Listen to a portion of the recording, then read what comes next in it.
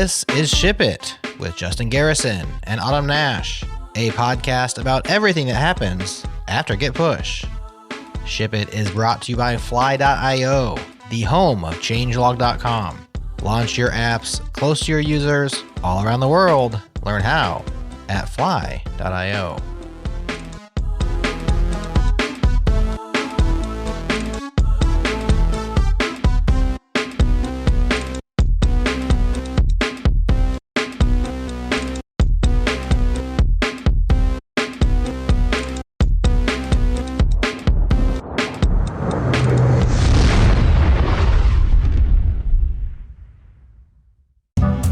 What's up, friends? I'm here with Kyle Carberry, CTO at Coder.com. So Kyle, I've known Coder as the IDE in the cloud, and over time, you've iterated to become a fully open source cloud development environment, a CDE. How do you explain what Coder is and what it does? Coder is a platform to provision you a development environment on any cloud infrastructure. That might be in a VM, that might be inside of a container, but Coder is kind of a developer's route to provision infrastructure for them to write software inside of. We started with the IDE, which is kind of like putting VS Code in the browser, which is what most people are certainly familiar with us for. And we kind of funneled that into more of a platform where people provision the infrastructure. And a lot of people do use a web IDE with Coder. A lot of people use a local IDE and just connect in. Okay, so what are teams coming to you for? Who's coming to you? What people really come to us for, particularly this problem is really exacerbated if you're a large enterprise, is when you have like 500 engineers that are trying to update like a version of Python. And instead, we allow one engineer to go through that tedious work of updating some scripts or some Docker container. And then you can actually just deploy that in one click to say like 500 engineers and make it really, really simple. Let's laser focus in on the platform engineer. It is that team's job to provide the best infrastructure, the best platform for their given applications, for their teams. What are some signs or signals for platform engineers to think about when it might be time to consider a cloud development environment like Coder.com? So as a platform engineer, developers might constantly be opening like IT tickets that their computer isn't working properly. They might constantly want to update dependencies, but that's a big mess. You constantly have to email people across your team to say, hey, Adam, could we update from Java 17 to Java 18? Those are the kinds of problems that people typically have. That's the status quo. You ship people more powerful laptops to improve the build times of your projects. You try to reduce the complexity of your products instead of simply, leveraging better hardware. We believe that the future is leveraging the cloud for a lot of these things. You can get more powerful instances in GCP or AWS that can make the build times faster instantly.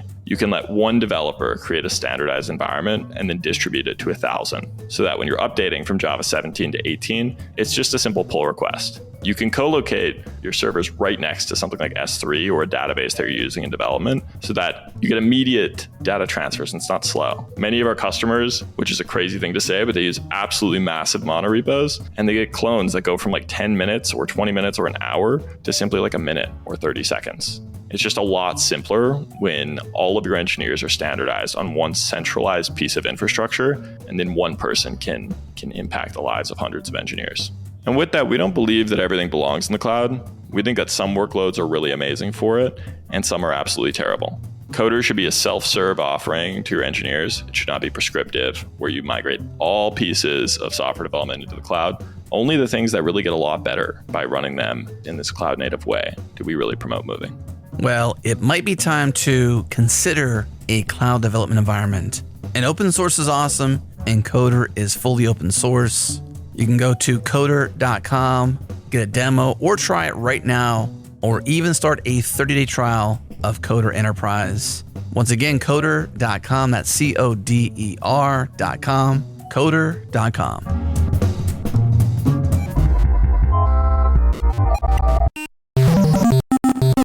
Hello and welcome to Ship It, the podcast all about what happens after you Git push. I'm your host, Justin Garrison, and with me as always is Autumn Nash. How's it going, Autumn? I am very scared about what is going to happen in this game. Like, when you tell me that you come up with a game while you're in the middle of like a whole fever, like I'm just, is this going to be a fun game? The game will be fun. It'll be fine. I'm not gonna say it's like extravagant. Like I just thought of it when I was like half asleep. Okay, like I slept mostly yesterday because I was sick, and then also is there a correlation between the amount of candy you eat and you getting sick in the middle of summer, sir? It's 90 degrees outside. How do you get sick? You know, I don't know. Maybe. How much candy's left in the drawer, Justin? Oh, I haven't filled it recently. I have cough drops in here right now. Because I'm trying to just soothe my throat a little bit. And, candy wasn't doing it. So it's just a different way to get sugar? Yeah, pretty much. It's medicine, so it's fine. I can have more of them. Your tiny bestie that lives at my house also says that. He's like, but a cough drop, I'm sick. And I'm like, no, that's not how this works. That is good strategy there. I like it. On today's show, we have Abubakar from GitLab. GitLab is we've been doing all the Git hosting providers, which is fun. We are Git-tastic over here. Okay. Yeah, I mean, like we put Git in like the show tagline of like everything after Git. Like, what's the next thing after Git push? It's like it's a Git service, right? So how you maintain all of the code that you push. Yeah, so it's been fun because we had Git T, we have GitLab today, and I'm working on GitHub, and I think there's one other one that we're talking to soon. So yeah, it's fun. This was a great conversation. I didn't know there was another company outside of Git T, GitHub, and GitLab. Oh, there's plenty of like random services that are open at like or code dumps of like, hey, I can host a website and a file endpoint, right? Like you can do those things and then you have a Git endpoint, right? But those things have grown much beyond just a web server and SSH. Now it's we have integrated code environments and runners and policies and all sorts of stuff. I know that you can everybody wants options, but at some point, I feel like the code that you write is so valuable. I don't know if I would trust just anybody to host it. Oh, I mean, the whole point of Git, right, was like, you don't need this thing, right? Yeah. Which I do find funny, where a tool that was designed for not centralization is centralized. Is definitely, there is value in centralization, right? Like everyone that wants decentralization, it's like, but actually you can find things. And it's very much the cloud versus on-prem conversation. There are no absolutes for everything. There's a reason when people say it depends, and sometimes decentralization is great, and sometimes just centralize it and stop being ridiculous. There's always kind of both ways. So in this conversation, we go through a little bit of GitLab in general, and also his kind of journey at GitLab, which was fun to talk about. So we'll jump into the interview, and then we will come back with that game that we were promising. So we'll talk to you all soon.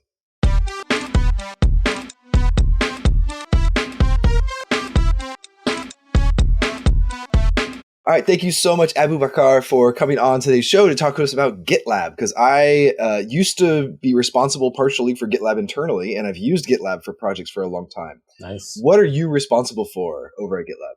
Yeah, well, actually, I think it was on Wednesday that I completed 8 years in GitLab.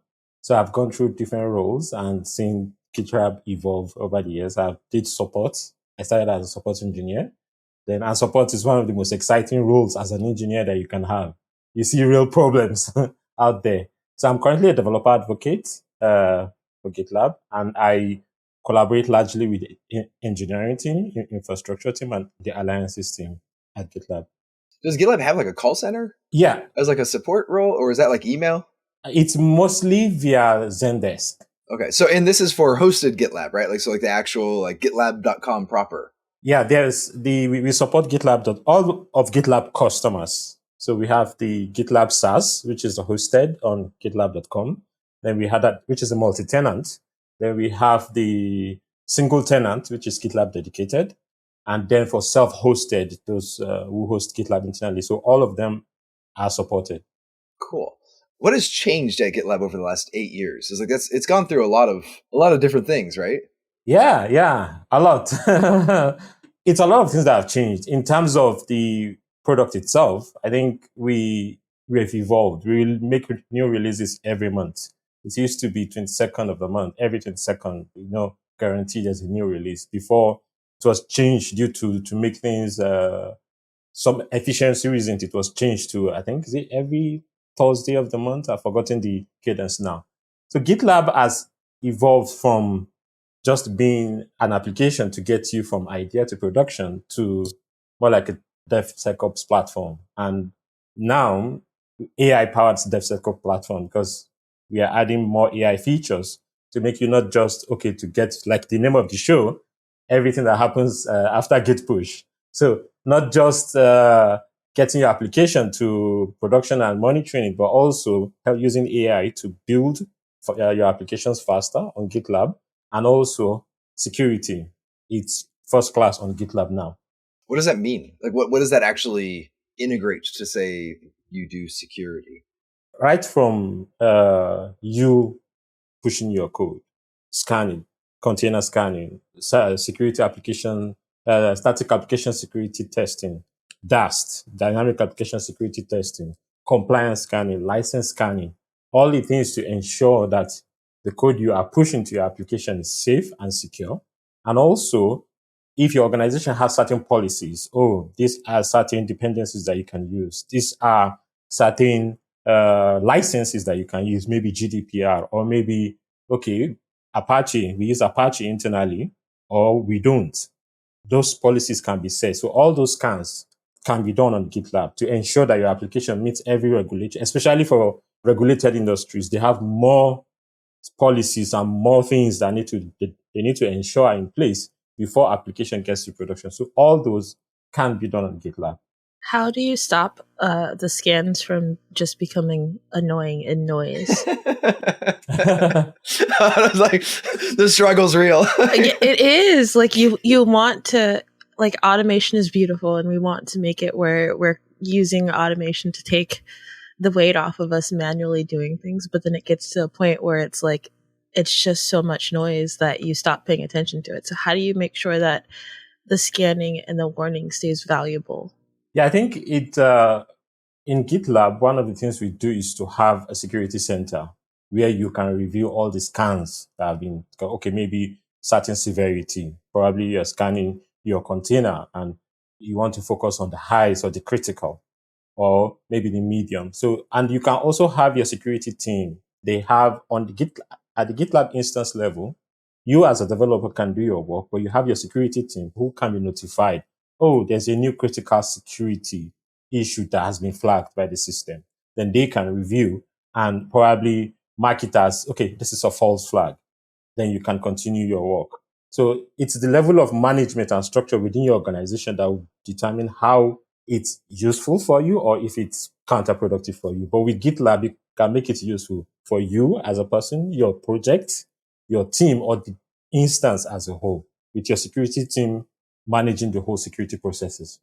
Can you turn it off? And also, I would like to know, like, I would love to talk about your career progression, because I think it is like some of the best engineers I've ever met are the ones that come from working in support, because you learn so much working in support. And I feel like you guys don't get enough credit. Yeah.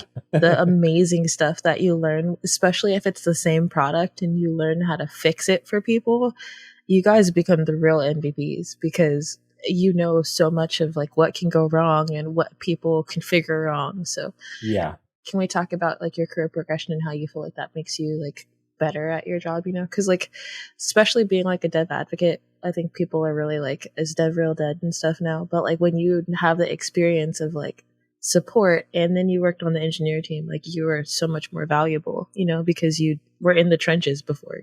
Yeah, definitely. Yeah, I think my career started after school from Nigeria. I was working in my alma mater, that's Federal Polytechnic Bauchi in northeastern Nigeria. And after working like 5 years, mostly doing network administration, managing the campus network, running, that was back in the days when Ubuntu was still Canonical was still sending CDs out there. So I used to move around with a number of CDs, and it was one of the reasons why the head of ICT of the institution was like, you are good with Linux, so let's give you an internship in the school. And from internship, it turned to a full-time job. And I was the type who likes to tinker with things, who likes to learn, who likes to experiment with things, playing with microtik routers and a lot of things back then. So I was employed and I created the first website of the school and so on. But after 5 years, I felt, I need to try something new. I need to go out there and learn something new. I don't need to be, there's this word we use in Nigeria, local champion, just within the school. So I need to see what is out there. That was when I tried to join GitLab as a front-end engineer the first time, because I did a lot of front-end engineering. I didn't get. Then I tried the second time, like, there's this, previously they call it service engineer. So there's a service engineer role. Let me try to get in as a service engineer. Did my interview. And I used to tell a funny story during the interview, or during my last interview, I was interviewing with the CEO of the company, Seed, and I was having serious network issues. The network was 3G then. So I had to step outside of the house, climb a rock with my phone held up, with the earpiece attached to my ear to complete the rest of the interview. Seed didn't know that was happening, but I was like, he even offered to reschedule the interview. I was like, nah, I'm not missing this opportunity. Let me do it that way. So I joined GitLab as a junior support engineer. More like, okay, even if I would take a junior role down from what I was doing before, it's fine. I'm learning new things and experimenting. So I started as a junior support engineer, started supporting customers who are running GitLab on-prem. That's, okay, probably they are installing it on a VM or on a machine somewhere. You see different type of customers. Then I was promoted to a full support engineer.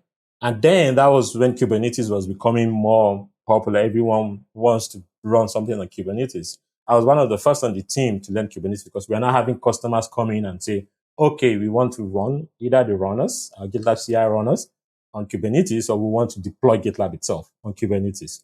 So, but then we've not really had a matured support for Kubernetes. But when we had our GitLab Helm charts and so on, we started supporting more customers using Kubernetes. So I was one of the ones that, okay, let me go do CKA. Let me learn so that we can support. So I became like the default Kubernetes expert and also training some other team members on the team. So while in support, I saw a lot of things. I expect a lot of customers.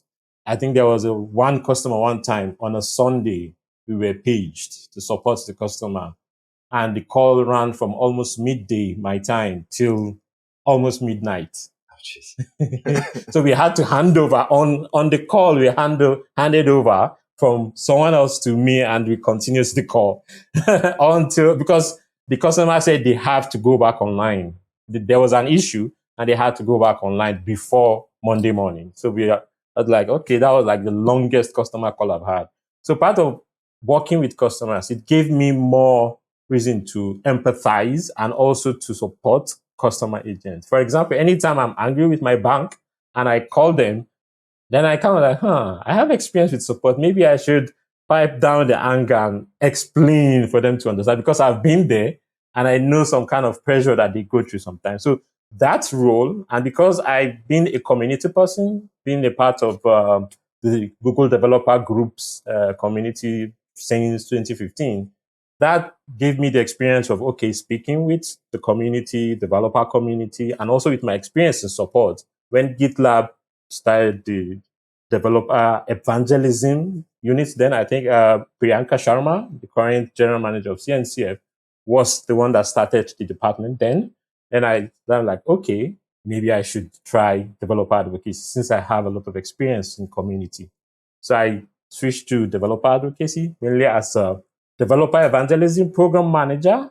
So I speak, I do a lot of content writing, then also help the team to manage programs. And we dogfood GitLab a lot. So everything we do is within GitLab. So my experience working as a support engineer, knowing GitLab as a whole, will help me to organize the work of the team and also make sure the team is creating the content and the speaking opportunities that it needs to do. So as a developer advocate, I've done quite a lot of things. Keynote speaking, was a CNCF ambassador, and a Google developer expert for cloud, and so on. Yeah, that's been my progression so far. I think it's important to not downplay the fact that you had to be in the trenches solving people's problems and you got that empathy. Like, a lot of people can be technical and that doesn't make you a good manager, right? Yeah. But learning, for one, that empathy and seeing people go through that struggle and stuff, it helps you to be better for your customers and better help developers and customers use a product to be a good dev advocate, and then it helps you to gain the empathy to be a good manager, because that is such an important part, and community is so important. So I think definitely, because you learn to communicate, you learn to write, you learn to listen, and you learn to solve problems. So it gives you a lot of experience to be able to even do other jobs. I think that's also very pressing right now, because we are in an economy and a job market where people are maybe taking jobs that they wouldn't have considered before.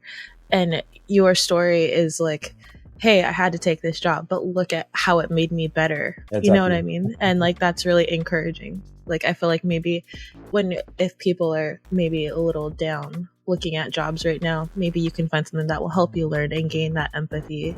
And then it turns out better in the end, because it's definitely a little demoralizing out there right now. Yeah, it is. It is.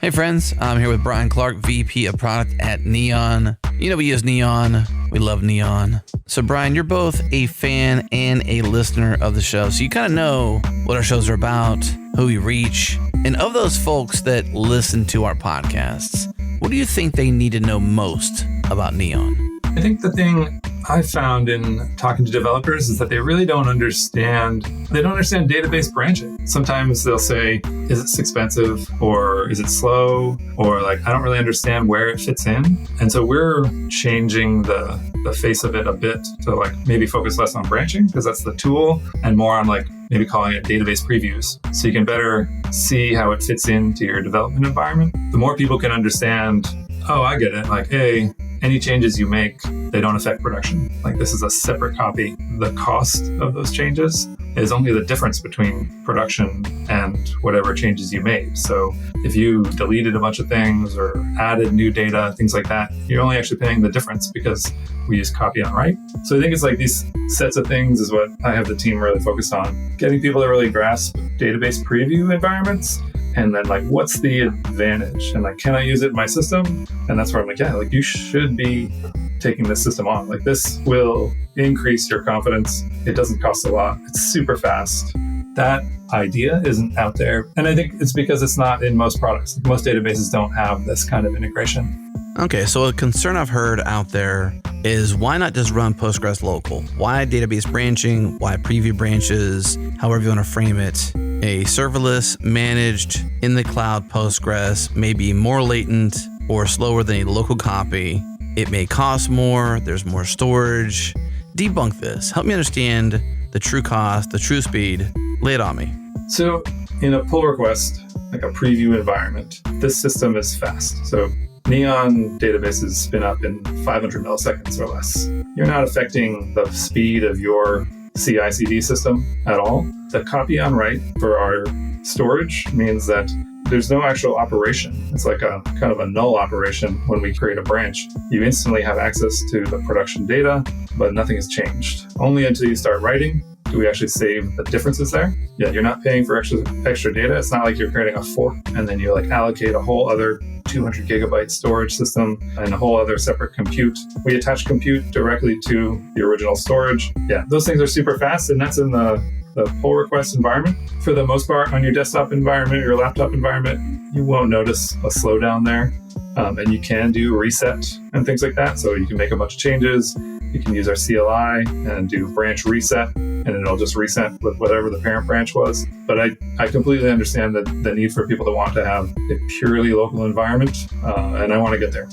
So Neon is super fast, production managed serverless databases that are basically never idle. They wake up in less than 500 milliseconds. That's fast. It's managed, it scales, it branches. What else do you need? Learn more at neon.tech. That's neon.tech. Neon.tech.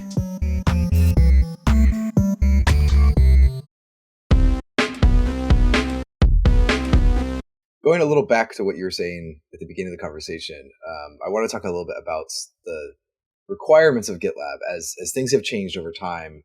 Now that you're doing, let's say, more AI features, right? GitLab has development features. It has like a web-based development platform, and also has AI stuff. If I'm running GitLab on-prem, what does that mean for my infrastructure? What does that mean for what my requirements are for, like, I used to just be a web interface and some storage, right? Like the old school GitLab was like, I can SSH and push some files up there and add a web interface to manage users or whatnot. And now it's, you have Kubernetes runners and you have these AI integrations. How has that impacted the infrastructure side of GitLab for users that aren't running the hosted version? Yeah, I think for self-managed users, you have several options, and it depends on how you want your architecture to be or how your scale is. For example, you can just install GitLab on a $20 VM instance, and you'll be fine. Probably you're not doing quite a lot. But then probably you get to a point where, I think I need more. We have a resource that we call reference architectures. Because when I was in support, there was a lot of time where customers will come and say, oh, we have 10,000 users and we are hitting this edge case or we are having these issues. So we created reference architecture like, okay, if you have 10,000 users or you are doing this type of scale within your organization, this is how you should probably set it up. Or probably we have what we call GitLab Duo. You might probably need to use GitLab Duo, or you might probably need to add these changes to your system. Now, then we have Kubernetes. We introduced GitLab Helm charts then, like, okay, if you want to take advantage of the scale of GitLab, Kubernetes, you can use our Helm charts to deploy the GitLab application itself on Kubernetes. And there are certain settings and configuration depending on your scale that you can set to say, okay, this is how your system will run. Now, as GitLab itself, the GitLab.com is running on Kubernetes on GKE. And we dogfood our Helm charts. That way we are able to see all the edge cases, we are able to see all the issues, and we add those things we've learned back to the Helm chart for our customers to use. Yeah, no, your Helm charts have been really good for a long time. I was running the Helm chart years and years ago in Kubernetes clusters that was, self-hosted, just to see how you were setting up stuff, because there was a lot of things you could tweak in there. We're like, oh, if you don't want Redis, you don't need Redis. You can take that section out and you say, like, oh, Helm chart, no Redis, persistent storage is over here or mounted externally. Yes, all of those options made it a little easier to expand the system into areas where it's like, oh, I need some of these things either as options or I need them for scaling reasons. And your Helm chart was one of the very first like really complex applications that I saw that started doing that. That was, oh, this isn't just install Apache or install Nginx with a couple files. It was like, no, like you have 8 or 10 different components that all need to work together. Yeah, exactly. And you can decouple them to say, okay, I don't want to use this. I want to, for example, I remember supporting a customer who said, okay, they are using Azure and we've not fully tested our Helm charts then on Azure. I'm like, okay, let me experiment. Created an Azure account, tweaked the Helm chart, then added some custom features that they want and be able to create like a proof of concept for the customers to use. So we designed this to be highly customizable and easy for people to tweak and scale. Experimentation is so important, especially at that level of like, we've never tried it, so let me go ahead and see what happens.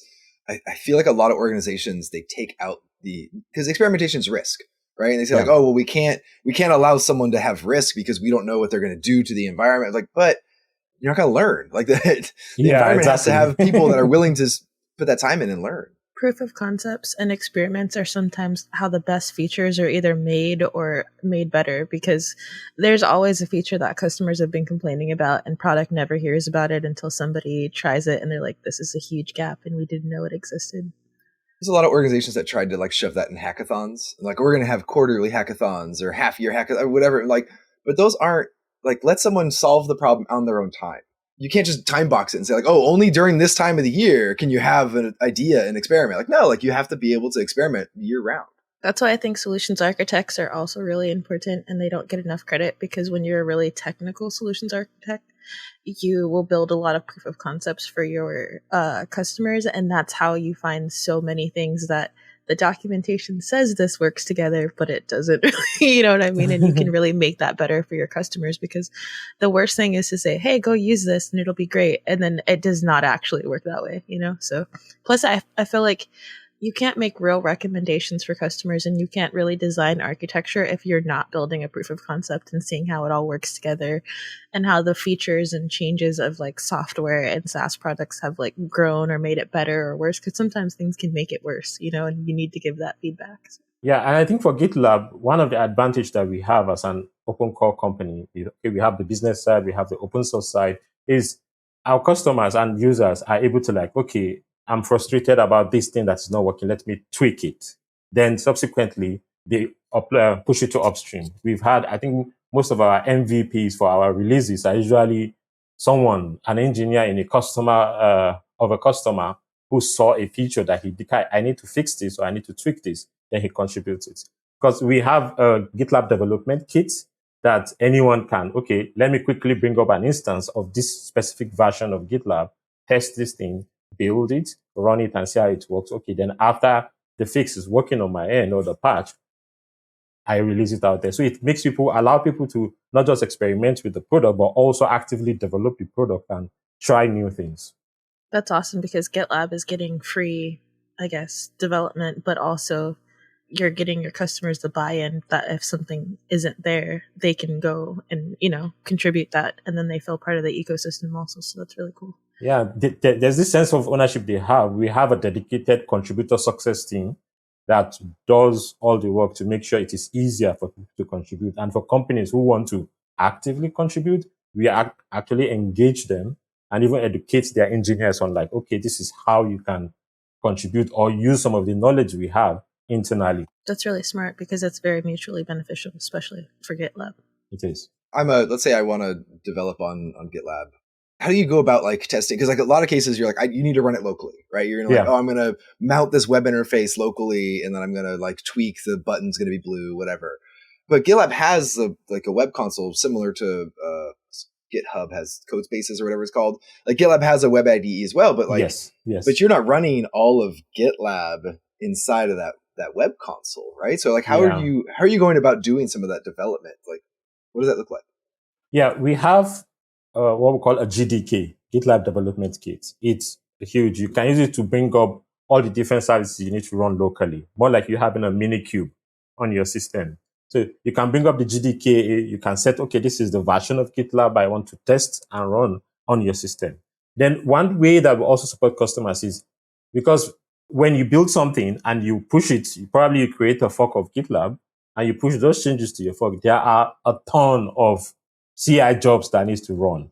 And that will probably eat into the little CI credits you have on your account. Let's assume you are probably using free accounts. We have a program where if you sign up as part of our, with the contributor success team, you are added into a dedicated group that use some dedicated GitLab runners to build your jobs. So you don't have to use your own CI credits to do that, because we've had complaints from a lot of developers like, okay, I'm making this contribution, but I can't build them on my system and I don't have CI minutes to do it. So you are able to, once you join that group or are added to the group, you can take advantage of the CI runners that GitLab has.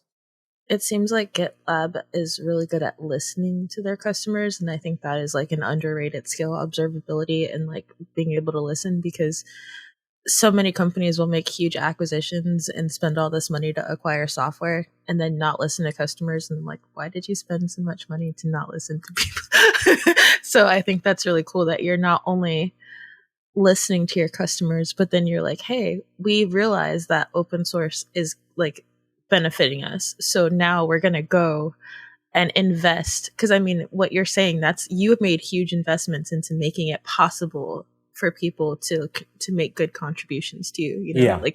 And so it's evident that you've not just listened, but then you implemented and you really made an investment into making that easy for people. So I just think I hope other people that want open source contributions and help from community really listen to that, because that is awesome. And I definitely think that it sucks that you have to always bring it back to return on investment, but I definitely think that you will get a return on investment on that for sure. Yeah, definitely. Even when it's just hiring, you already know a bunch of people that know how to work with your software. You know what I mean? So I think it's like really smart. Yeah, I think getting people to, especially your customers, because they are the one running your application at scale. Yes. Yeah, so getting them to be able to contribute back to your software, they bring valuable knowledge and even some edge cases that your developers might not have seen or might not have experienced. They have seen it and they are able to give you that, not just tell you in an issue, they are actively contributing. Which is like fire. Because, I mean, think about it. When you sit there, you can design software, you can build it, you can think of every edge case, and then a customer will be like, I'm going to use it in this really weird way that you've never thought about it and break it in like this tiny way that you'd never know about it. And and not only are they finding that break, but they're like, hey, let me fix it for you. Like, that is awesome. Yeah. I think giving back in that open source way is also interesting. It's something that GitLab does that I don't see many companies do, or I don't know another company that has done it, is like the handbook is open source. The GitLab like company handbook, including like what people are paid, right? Like there's like pay ranges and everything. Is like just it's handbook.gitlab.com, and you can just go there and see all of the things you normally would only see if you work at a company. And that it had a lot of like interesting guides for. I remember there was like a DevRel section of the handbook, which was like here's how we do developer relations. And when I was working as an engineer, I'm like, what does that look like? And they're like, oh, we just open source all of it and we tell everyone like, this is what we're going to do. This is how we're measured. This is what we're trying to do. And here's our goals. And it's all just part of that open source handbook is being out there. And I feel like having the code open source is one thing. Having the like how you do business is completely separate. It's like it's a different level of being open and invisible for other people to see. I think that's kind of awesome though, because let's say I'm going to start my own startup or just something, right? And I have no idea where to start. Like somebody can go and look and maybe take some tenets of GitLab. Because think about it. How many times have we seen a company copy other people's tenets? But I think it's more than that. Like where we are going economy wise and in tech, so many companies that used to fund nonprofit and open source are no longer funding. So it's going to cause like a major downturn when it comes to open source. But 70% of open source is infrastructure, or of infrastructure is open source, right? So it's like seeing companies like GitLab that are good stewards of open source is going to be so influential moving forward, people that know how to get people to contribute and to do it like the right way and to not just take from people, to really invest in that community and to be good at community is going to be probably the only way that we keep open source moving forward, Yeah, I think one of the conscious decisions GitLab made right from the beginning was I joined GitLab when the company was around 100 team members. I think now I don't know the official numbers, but we are well over 2,000, if not more than that. So as a company that is not a work from home company, but a remote company, we had to have this culture of asynchronous communication. More like my colleague might be in the Netherlands. I have a colleague in Israel, a colleague in Nuremberg. My manager is in New York. I have another colleague who is in California. Our time zones are varied. So to be able to communicate properly, we need to have a single source of truth for all the knowledge in the company. Like, our team just decided on, okay, this is the policy we do. Handbook first was the culture. Let's put it on the handbook, even if it is not fully fleshed out, but we have some knowledge somewhere. So it was, I think, then, which is still the case now, is when people want to know something, you go to the handbook first, you search. There is even a term within the company of someone handbooked me. More like if you ask the question in Slack and like, okay, instead of the person to start giving you everything and start typing, they will just give you a link to the handbook. So more like there's hardly anything you want to ask that is not in the handbook. If it is not there and you just discovered it, just open a merge request and someone will review it and merge it. So that asynchronous communication culture made us that, okay, everything should be documented.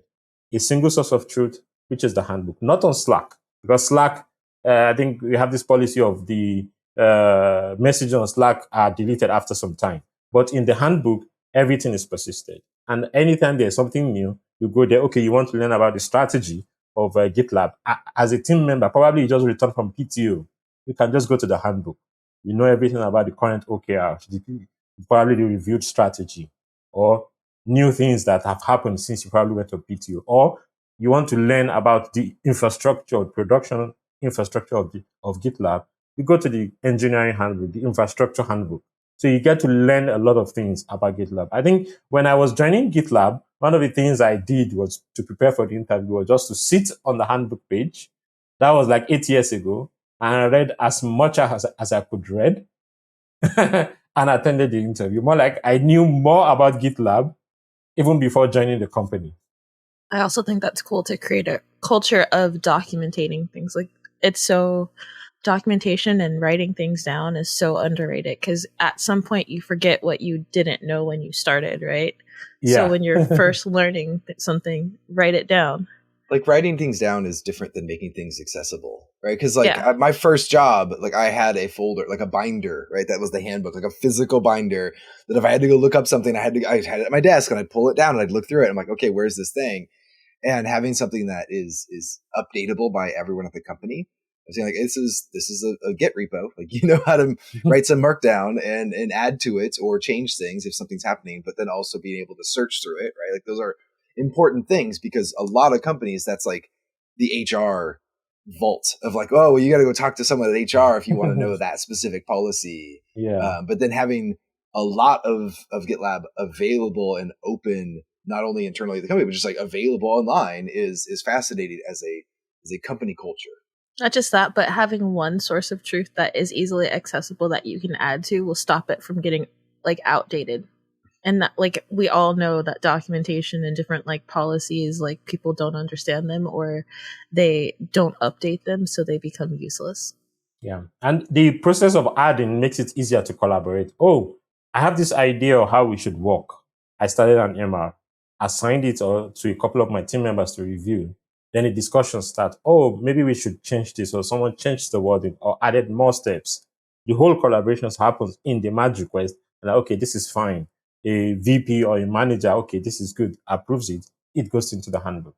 So the main idea is start with a merge request, then collaborate within the merge request. Once everyone agrees or feels, okay, this is right, it's merged and it becomes part of the handbook. Also, I think that's something that we're not talking about a lot right now is, yes, we're not really hiring and we're having like a really bad job market now. But when the job market gets better, companies like GitLab are going to set themselves like widely apart, because for one, you're a remote first company to begin with. You figured out asynchronous communication, and you have all these developers that are contributing to your stuff that you know where they are and they know how to use your stuff. So you've almost created your your next new hires. Yeah. So yeah. like your future possibilities of hiring are fire. Well, Abubakar, thank you so much for coming on and talking to us all about GitLab and how things are run and your role there. And if people want to find you online, what's the best place that they should reach out? Yeah, LinkedIn, Abubakar Siddiq Ango, and also my personal website, Abu Ango, that's ABUANGO.me. Your story is super cool. We'll have those in the show notes too. So thanks so much for coming on, and we'll talk to you again soon. Yeah, thank you very much.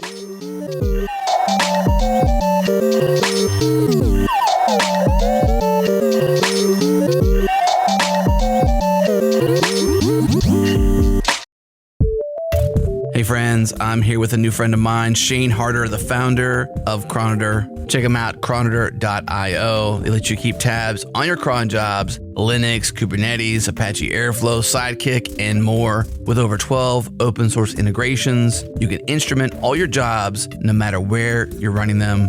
So Shane, for me, you know I'm a user of Chronoter. To me, it is the missing link, in my opinion, to cron. What do you think? How do you explain it? You know, every other software that a developer creates, you can watch it work and you can interact with it. You run it from a command line, or you have an API endpoint, and you have logs that get produced, and it's really easy to add like an APM monitoring into your API where you can start to get a sense of what your application is doing internally. But when it comes to cron jobs, that somehow just was never built until Chronoter. Cron jobs, you would have to run them at the command line, see that they work, and then just fire them off into the ether and let cron tab run them. And the only way you could know if they're working or not is by looking at the database to see if the thing did its job, or if it's like, maybe if it's supposed to upload files, maybe you would just go check that the files are uploaded. But that sort of verification doesn't scale. It's hard to write tests, like end-to-end tests like that do that in production. Even if you can, then they're bound to break eventually as the cron job breaks. If you're testing a specific bucket for a file, if you're checking that file gets uploaded, soon enough that bucket's going to change or the file's going to change, and then your test's going to break. Rather than just looking for the side effects to know that it's working, Croniter is actually watching every cron job execution and reporting back to the cloud service when your job runs, starts, or fails, along with like telemetry, including like the full log output. So when it does fail, you've got like the metrics and the logs that you need to dig in and understand why and debug it and fix it. So I'm using Linux, and Linux cron jobs are by far the most popular in my opinion, right? But there's so many other cron-like things: Kubernetes, Airflow, Sidekick. Help me understand the full spectrum of background jobs and cron jobs beyond Linux cron. Yeah, Linux cron jobs are massively popular. They are still 40 years later the tool that most developers will go to first when they need to start scheduling something in the background. But when you get into a team environment or an enterprise environment, there is a lot of other constraints at play, and there's other considerations. And whether it's simply like redundancy that you're not going to get from cron tab itself, or more like complex orchestration stories like you can get with like Airflow, we see companies eventually outgrowing cron. And what we wanted to be sure of is that, first of all, like migrating from cron to anything else is a complicated thing. So we wanted to give you tools to help you monitor that transition and make sure your jobs are working good as you do that migration. And then second, we wanted to give you a way to unify all these different job platforms, because seldom do you have just like platform A and you migrate cleanly to platform B. Probably in a real world scenario, you're running both side by side for a while. You don't want to have different monitoring tools or different monitoring strategies for every different platform that you deploy. So our goal is anywhere you're running a background job, you can use Croniter. The number one way that we ensured that was possible is by having like a really simple API that you can just use with an HTTP request yourself, which is pretty abnormal for monitoring tools, but that works in a lot of cases. But to make it easier then, every popular job platform out there, like Linux cron jobs, Kubernetes cron jobs, Windows, Sidekick, Airflow, you name it, we have a Croniter SDK that you can install that will run automatically, configure your monitoring, run in the background, and sync all your jobs with Croniter the same way your Linux cron jobs will be synced. Okay, friends, join more than 50,000 developers using Croniter. I'm one of them. You can start for free, and they have a pay-as-you-grow pricing plan. Setup is too easy with more than 20 SDKs. Check them out at croniter.io. That's CRONITOR.io. Again, croniter.io.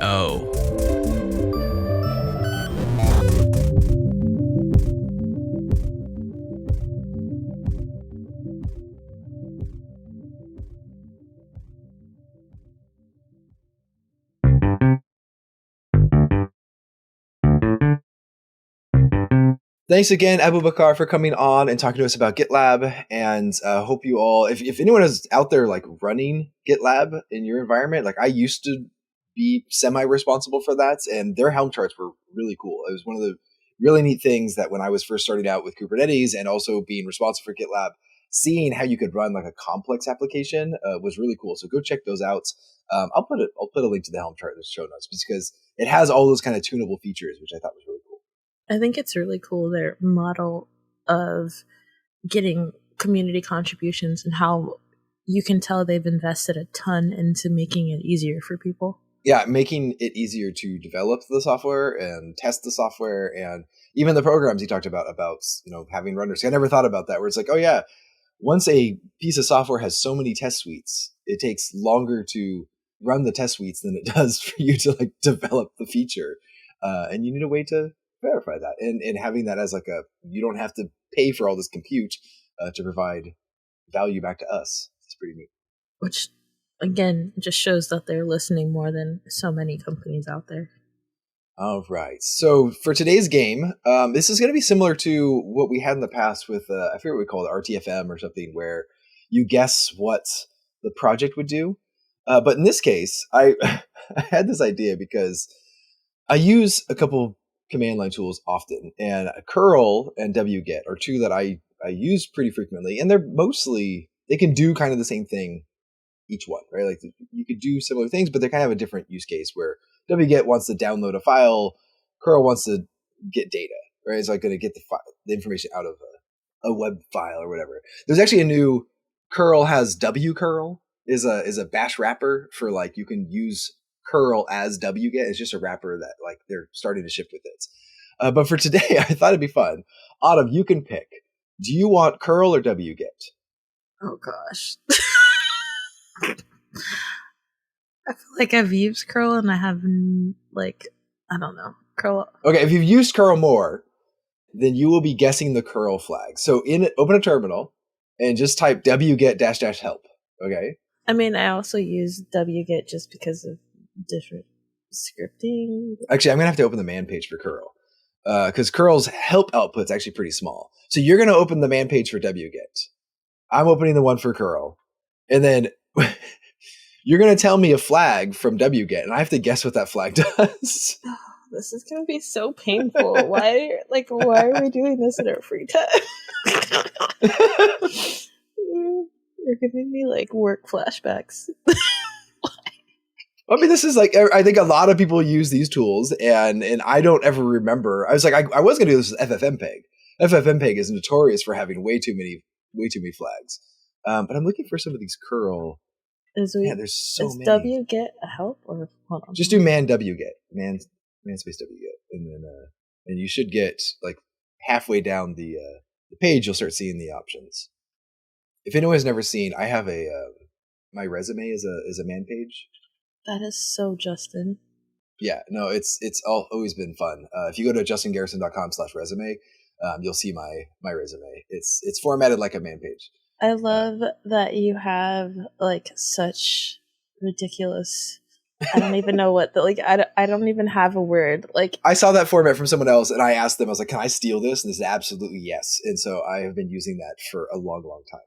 Okay, but like, how do you go for like, hey, here's my broken arm from a mosh pit, and here's my man page resin. Like, it's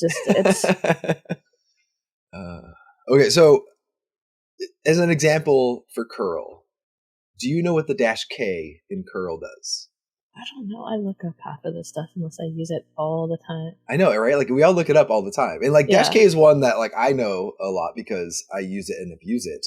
Where it ignores the certificates. Where it's like I don't matter. It doesn't matter if the certificate is valid or whatever.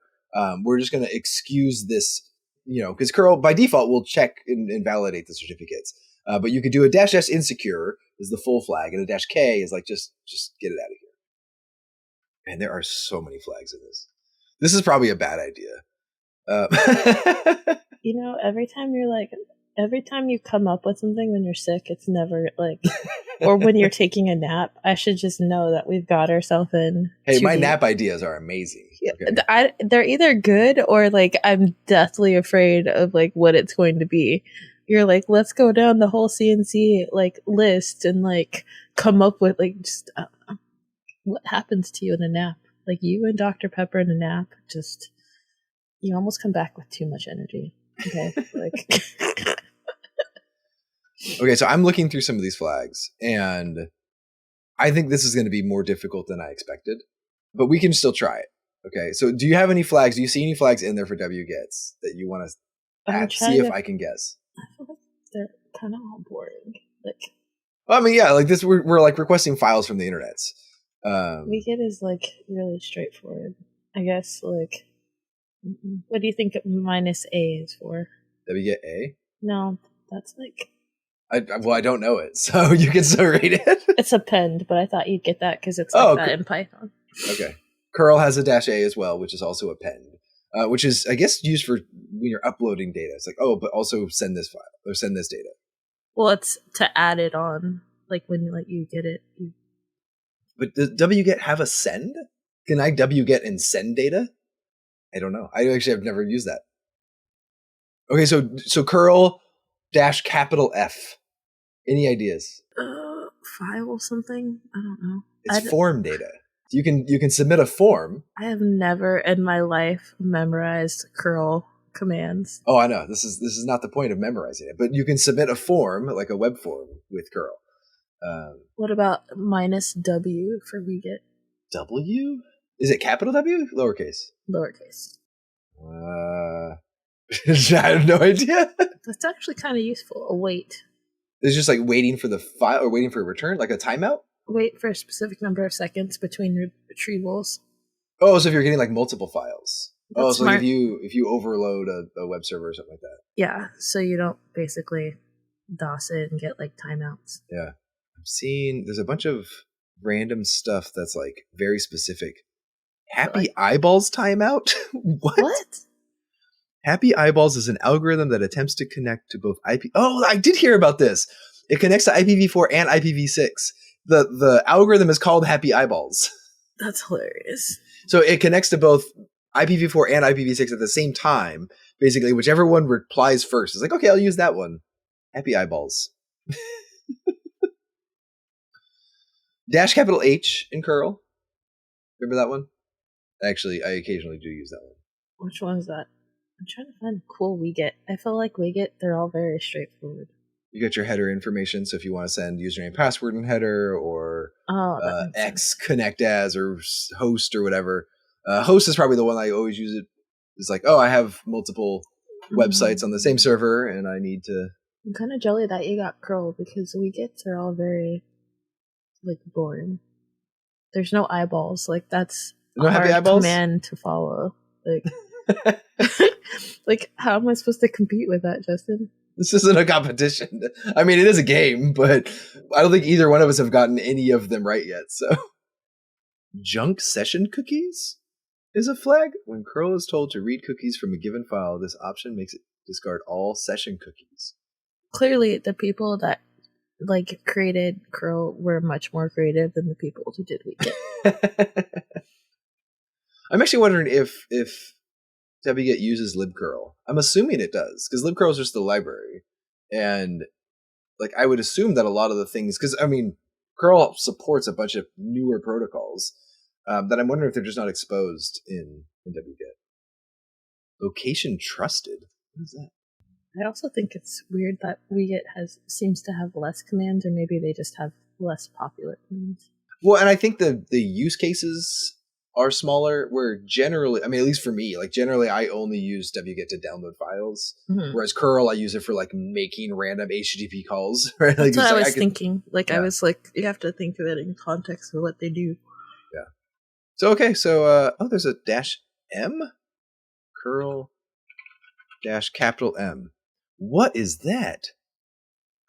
Is that like the help? The man page is like embedded in the file?